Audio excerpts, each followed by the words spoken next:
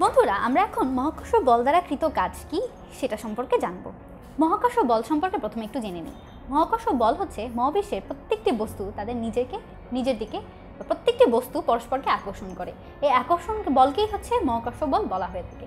ধরো এম ভরের একটা বস্তু, তা থেকে আর দূরত্বে এম ছোট হাতের এম ভরের আর একটা বস্তুকে রাখা হলো, তাহলে এই দুটো বস্তুর মধ্যে যে বল কাজ করবে সেই বলটাই হচ্ছে মহাকর্ষ বল, যাকে F is proportional to m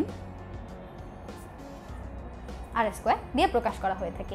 এটা দিয়ে আমরা আসলে যা বুঝলাম তা হচ্ছে এই আকর্ষণ বলটা হচ্ছে তাদের মধ্যবর্তী দূরত্বের বর্গের ব্যস্তানুপাতে কাজ করে আর তাদের ভরের গুণফলের সমানুপাতে কাজ করে।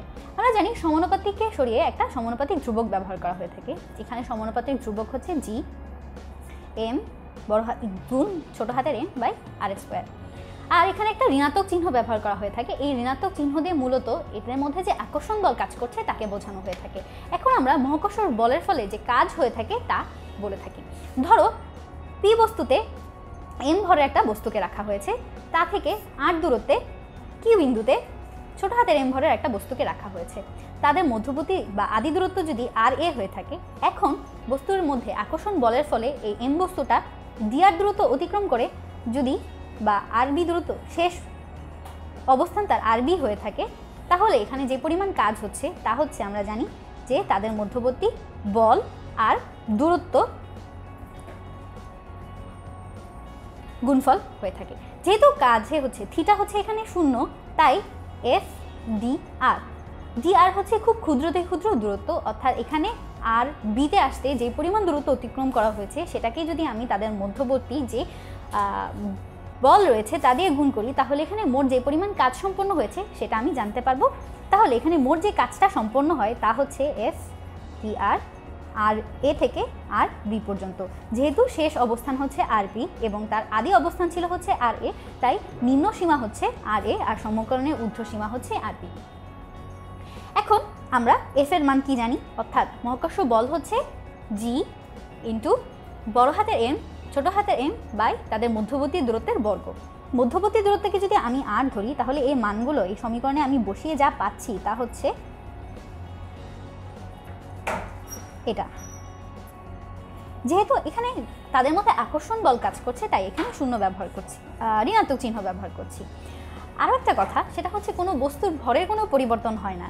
যেহেতু এখানে দুইটা বস্তুর ভরের কোনো পরিবর্তন হচ্ছে না আর জি হচ্ছে অভিকর্ষ ধ্রুবক, তাই এই এম ছোট হাতের এম আর জিকে সমকলনের বাইরে রেখে দিচ্ছি। তাহলে আমরা সমকলনটা রূপটা এখন এমন হবে। এই সমীকরণটা সম্পূর্ণরূপে যদি করা হয় তাহলে আমরা যা দেখতে পাবো তা হচ্ছে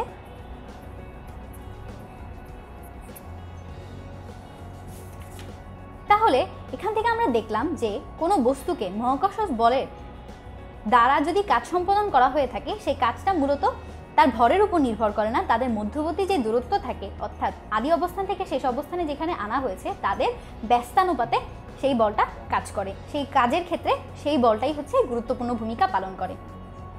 এখন কথা হয়েছে যে আরবি যদি বড় হয়ে থাকে বা ছোট হয়ে থাকে, তার উপর ভিত্তি করে মহাকর্ষ বলকে ধনাত্মককৃত কাজ বা ঋণাত্মককৃত কাজ বলা হয়ে থাকে।